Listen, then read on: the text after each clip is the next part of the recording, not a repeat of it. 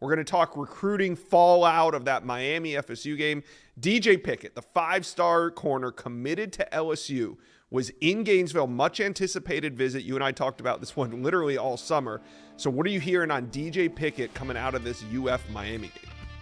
Well, I talked to his dad again on Monday morning after talking to him a little bit during the game on Saturday. Now, they still say 1,000% committed to LSU, still in great communication with the Tigers, going to visit LSU 3 times, UCLA, Oklahoma, and Georgia games, if I'm remembering correctly. But he's going to see Miami play again in Coral Gables. They're going to be at the Florida State game.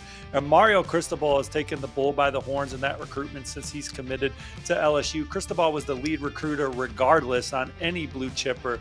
But now that they're playing from the 2-hole, maybe the 3-hole, but I think the 2-hole, he's coming even stronger for DJ Picket, who told Azubi Charles he saw everything he needed to see from Miami on Saturday. One thing we saw at that game regarding DJ Picket and some of the recruits in the stands from Florida was Miami players at the end of the game, Josh, walking over to DJ Picket and company.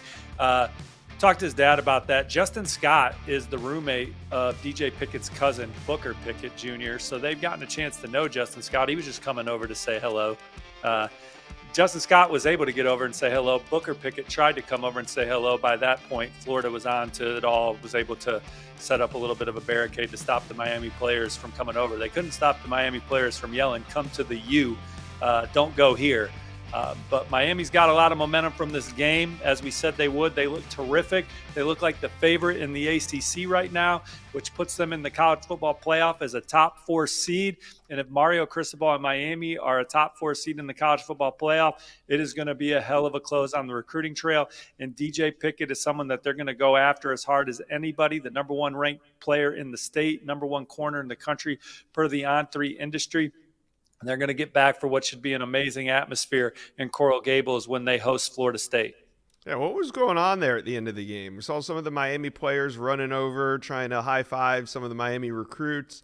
And then you saw Katie Turner, their GM, their director of player development or recruiting, run in with the stiff arm, giving the Miami players. I mean, some of the best defense that Florida played was against the Miami players trying to talk to their recruits.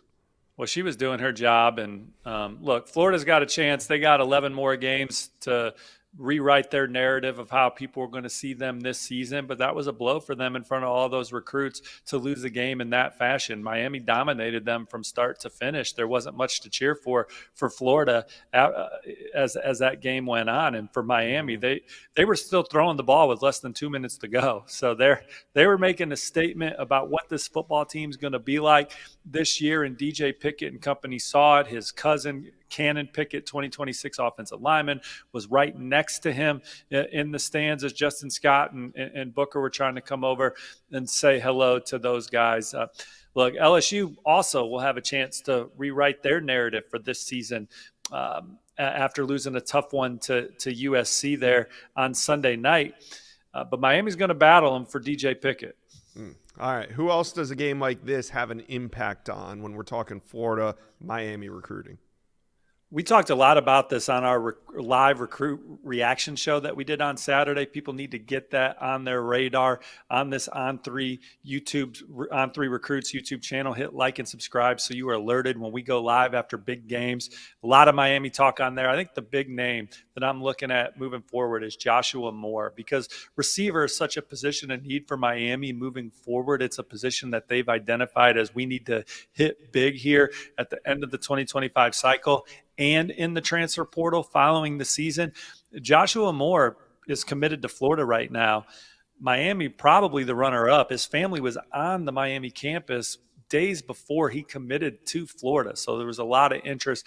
They're going to continue recruiting him. They're going to continue recruiting Dallas Wilson. Yeah. They're going to try and hang around with Florida legacy recruit Vernell Brown III. I would say that's probably an uphill battle for anybody for the love he has for Florida. But receiver is a major position of need for them, for people to see that offense. And then Miami has a guy they can point to in their class. They can say, we have Luke Nickel, 2025 quarterback recruit. He committed to Miami in August of 2023, Josh, without much fanfare.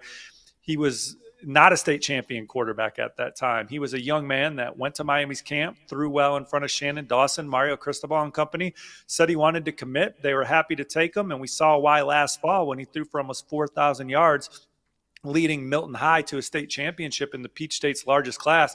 They got a chance to win it again. They're a top 5 or top 10 high school football team in the country right now. Miami can point to him and say, this is the kind of offense we're going to have for years to come with Luke Nickel, and we need the wideouts also to get us there. And Joshua Moore is a major target for them moving forward. That is for sure.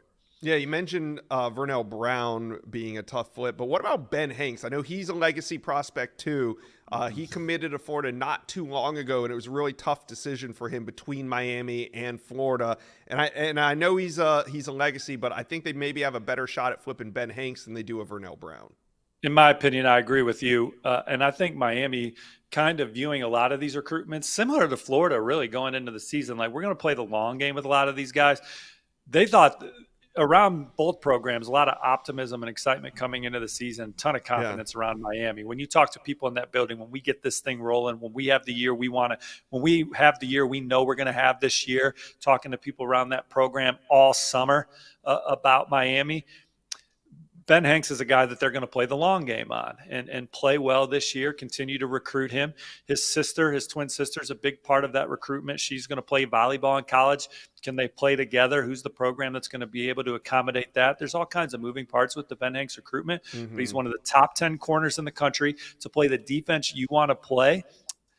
He's a guy that certainly helps you fit that mold. Miami already has a terrific defensive back class, but they would love to add Hanks and Picket. That'd be 8 DBs, I think, committed right there. But they want to load up in the secondary. We've seen that they had a great D-line class last year. They had an outstanding offensive line class 2 years before. DB, they're stacking right now. They want a couple more pieces and then bring it home strong at wideout, maybe get one more linebacker as well. But they're going to have a lot of momentum. I think I loved what I saw from them on Saturday.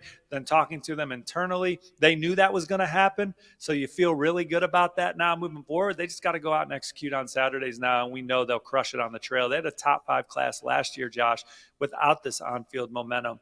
But now if they got it rolling, they're going to be fun to follow. And Miami tends to play the long game under Mario Cristobal. We saw a late flip of Justin Scott, the 5-star defensive lineman. The year before, it was Mark Fletcher. Armando Blunt, they flipped from Florida State last year. He's another 5-star defensive lineman. So Canes fans, talk to us. I mean, coming out of this win, we knew Miami recruiting momentum would be hot. Whoever won this game, we knew they were going to be hot on the trail.